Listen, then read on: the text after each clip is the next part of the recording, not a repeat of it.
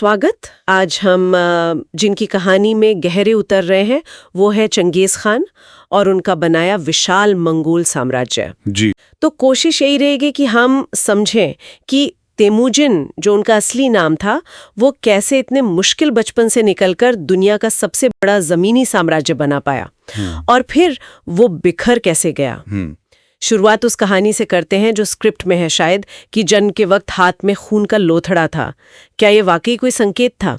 क्या लगता है? हाँ देखिए, ये कहानी नाटकीय तो जरूर है, रोमांचक बनाती है, पर अगर इतिहास देखें तो तेमुजिन जो बाद में चंगेज खान कहलाए, उनका जन्म शायद 1162 के आसपास हुआ था, बाइकाल झील के नजदीक। अच्छा। और शुरुआती जीवन वो वाकई बहुत कठिन था। मतलब पिता की हत्या हो गई, फिर कबीले ने भी परिवार को बेसहारा छोड़ दिया। जीने के लिए संघर्ष करना पड़ा।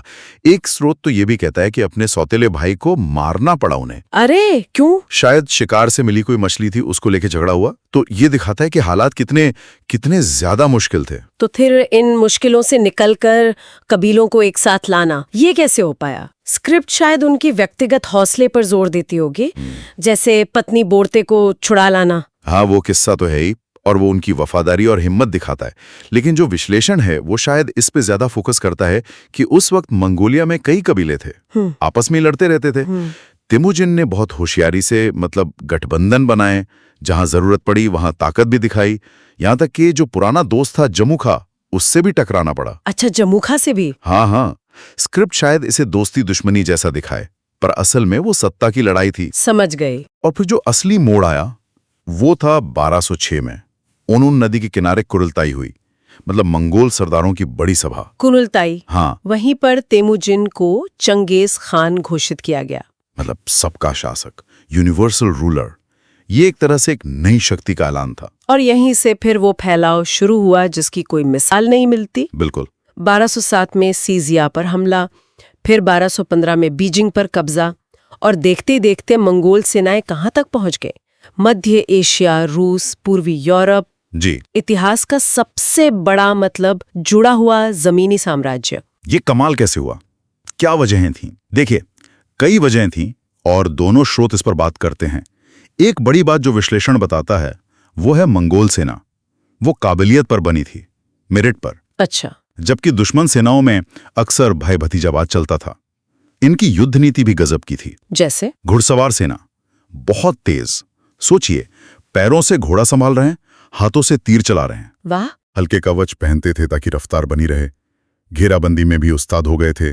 इंजीनियर साथ चलते थे, मौके पर ही घेराबंदी की मशीनें बना लेते थे। कमाल है। और उनकी जासूसी, उनकी प्लानिंग बहुत सटीक होती थी। सामान कम रखते थे, जरूरत पड़ी तो घोड़े को मार कर खा लिया। पूरी तरह से आत्मनिर्भर। और खुद चंगेज खान की नीतियां। स्क्रिप्ट में शायद उनके व्यक्तित्व पर जोर होगा, जैसे वो तीरंदाज वाली कहानी है ना, जिसने उन्हें घायल किया था। हाँ, वो कहानी।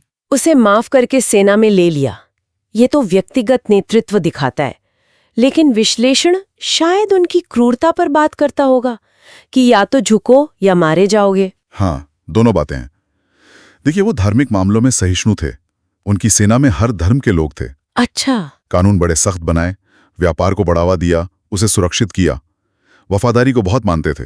वो तीरंदाज वाला किस्सा इसका सबूत है। लेकिन क्रूर खितरे। रणनीति साफ थी, या तो आत्मसमर्पण कर दो वरना नरसंहार होगा। शहरों से उन्हें कुछ खास लगाव नहीं था, शायद नफरत ही थी। क्यों? शायद इसलिए कि शहर वाले उन्हें जंगली या असभ्य समझते थे। उन्होंने खुद बड़े शहर नहीं बसाए। और हाँ, दुश्मन सैनिक अगर सरेंडर करते तो उन्हें सेना में लेते थे, पर होशियारी से। कैसे? उन्हें अलग अलग टुकड़ियों में बांट देते थे अपने वफादार सैनिकों के साथ, ताकि बगावत का डर न रहे। बहुत सोची समझी क्रूरता थी वो। फिर 1227 में उनकी मौत हो गई, शीजिया के खिलाफ लड़ते हुए। और ये बात कि उनकी कब्र कहाँ है, ये आज तक कोई नहीं जानता। ये भी अजीब है। बिल्कुल, एक रहस्य है। उनके बाद बेटे उगदई खान ने साम्राज्य को और फैलाया। फारस, रूस, कीव सब मंगोलों के नीचे आ गए। और पोते कुबलई खान के वक्त तो साम्राज्य अपने चरम पर था, लगभग 2.5 करोड़ वर्ग किलोमीटर। हाँ, 1260 से 1294 तक। कुबलई ने ही चीन में युआन राजवंश शुरू किया। लेकिन फिर ये इतना बड़ा साम्राज्य बटा कैसे? विडंबना देखिए, जिस बंटवारे की व्यवस्था चंगेज खान ने शायद बेटों में की थी, उसी ने आगे चलकर बिखराव के बीज बो दिए।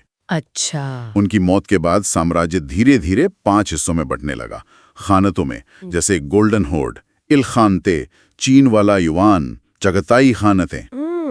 कुबलई खान के समय तक ये नाम के लिए एक थे, पर जैसे ही 1294 में उसकी मौत हुई, कोई एक मजबूत उत्तराधिकारी नहीं बचा और ये खानतें पूरी तरह अलग हो गईं, स्वतंत्र।